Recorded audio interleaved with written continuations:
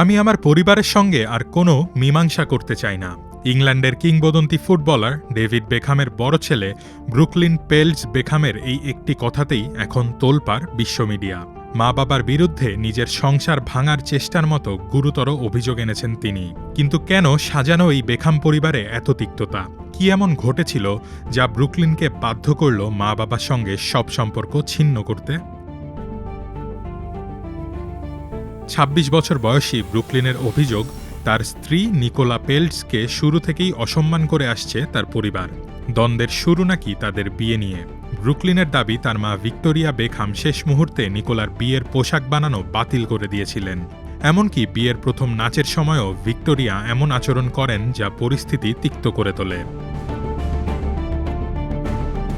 সবচেয়ে চমকপ্রদ তথ্য হল, বিয়ের কয়েক সপ্তাহ আগে নাকি ডেভিড ও ভিক্টোরিয়া তাদের ছেলেকে বিয়ে ভেঙে দেওয়ার জন্য বারবার চাপ দেন, এমনকি ঘুষ দেওয়ারও চেষ্টা করেন। ব্রুকলিনের দাবি, ব্র্যান্ড বেকহাম রক্ষা করাই তাদের কাছে সবচেয়ে বড় কথা। ভালোবাসা সেখানে মাপা হয় সোশ্যাল মিডিয়া পোস্টের ভিত্তিতে। দীর্ঘদিনের এই নিয়ন্ত্রণ আর উদ্বেগ থেকে বাঁচতেই তিনি দূরে সরে এসেছেন।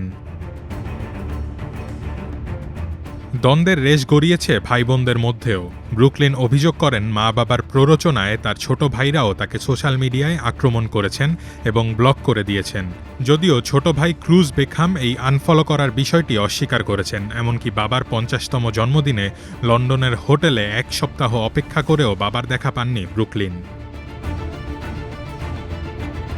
২০২৫ সালে নতুন করে বিয়ের প্রতিজ্ঞা করে ব্রুকলিন এখন স্ত্রীর সাথে সুখে থাকতে চান।